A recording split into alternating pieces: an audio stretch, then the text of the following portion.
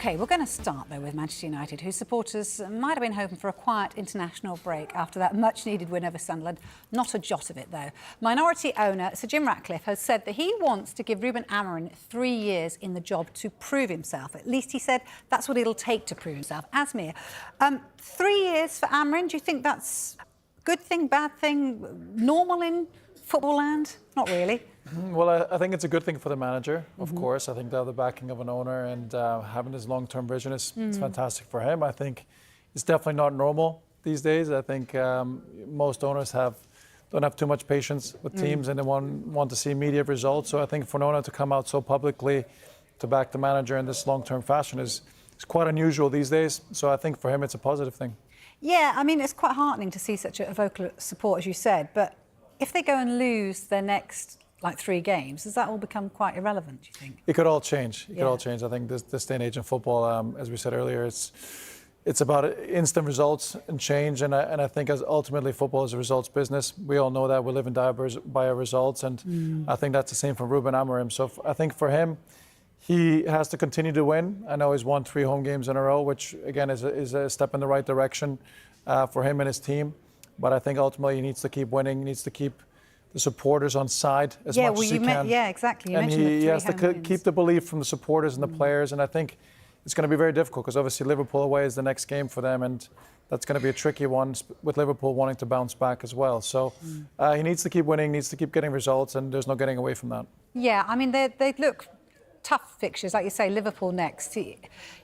They may or may not. I mean, Liverpool aren't in the greatest vein of form at the moment. So if they got a victory over Liverpool, that would go some way in making a bit of a statement, wouldn't it? Would be huge. Would be huge. I mean, it's maybe a time, not the worst time to play Liverpool with recent results, but at the same time, you know, Liverpool could be that wounded animal coming back after this international break, really wanting to kick on. So I think those games, Liverpool against Manchester United, they're always going to be heated. There's always going to be special occasions, no matter the run of form each team is on. So I think there'll be a big challenge for him and his team, and there's no getting away from him. Even Brighton after that is a difficult game, so he needs to continue to collect points. Asmir, we've seen a lot of Plan A from Ruben Amorim. Do we need to see Plan B if he's to survive 3 years? Seems very stuck on Plan A. He does. That's definitely the case, which I respect in a certain way, because I think, as a manager, you need to come in and transfer those beliefs into the players, into the staff, and everyone surrounding around the club. There comes a point where results are important. It's not all about the way you play football at times, so results become important. At what point does he shuffle the deck a little bit, maybe changes and makes certain adjustments to get more and more results? Now, I think for him, he's brought in certain players, he's made changes on the playing front and within the squad to bring players in for that system. So for him, it's a big call. It's a big call. Like I said, I really respect the philosophy and the fact that he's sticking to it.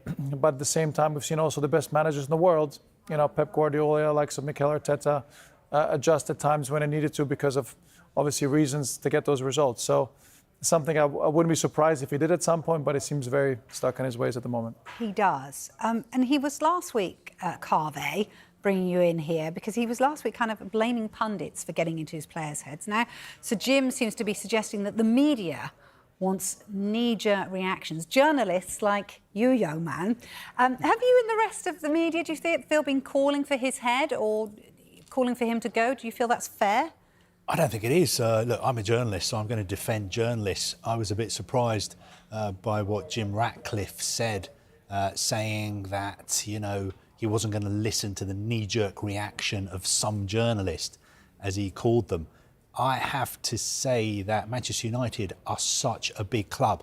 I would compare them to Real Madrid. If Real Madrid lose to Grimsby, with all due respect, if Real Madrid finish 15th in La Liga, imagine what the Spanish media would do to whoever would be the Real Madrid head coach at the time.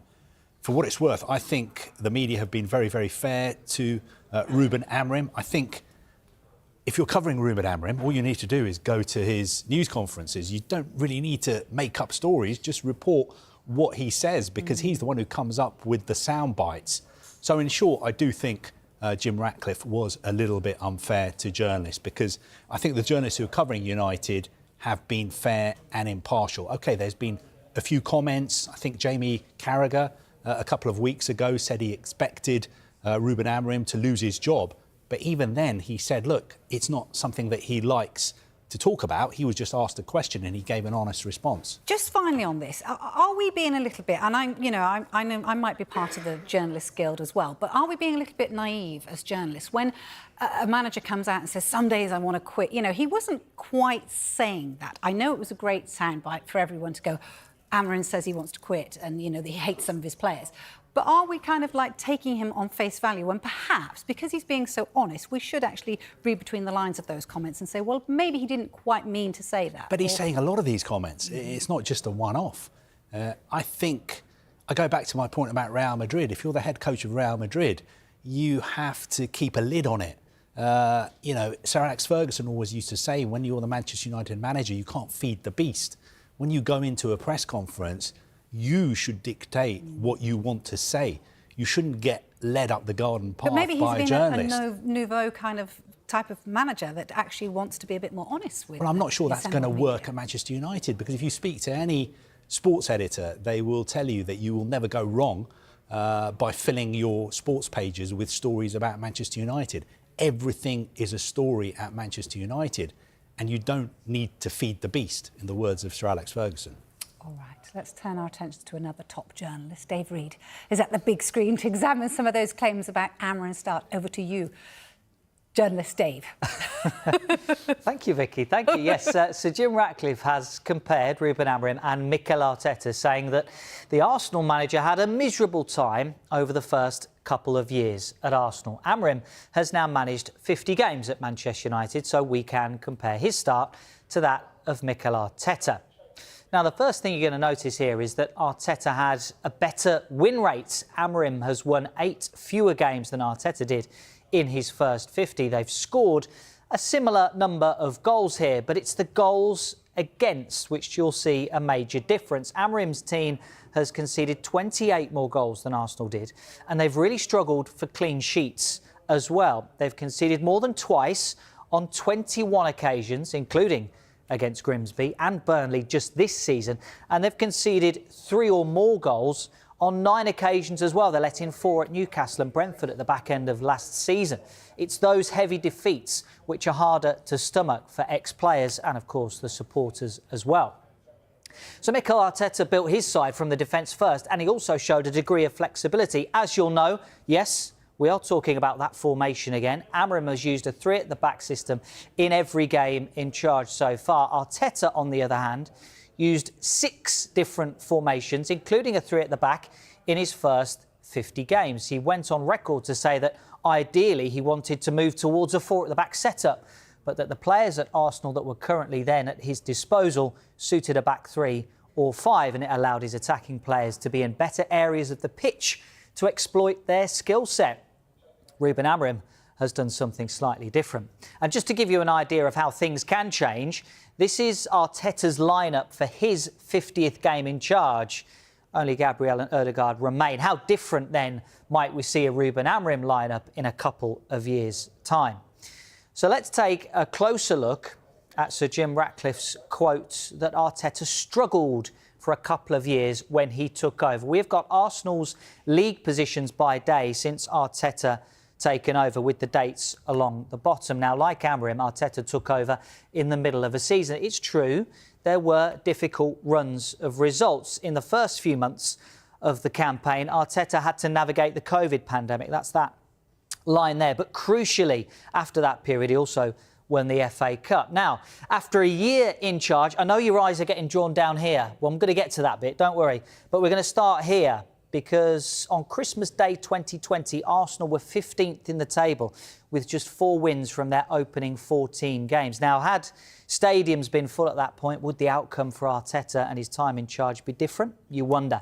And again, at the start of the 2021-22 season here, Arsenal lost their opening 3 games, slumping to the bottom of the table. It seemed like at a couple of different points Arsenal could have pushed the button on Arteta, but they were patient, and now there has been gradual and steady improvement. Arsenal in the title conversation for the last 3 years. Will that patience pay off for Manchester United and Sir Jim Ratcliffe if he gets 3 years?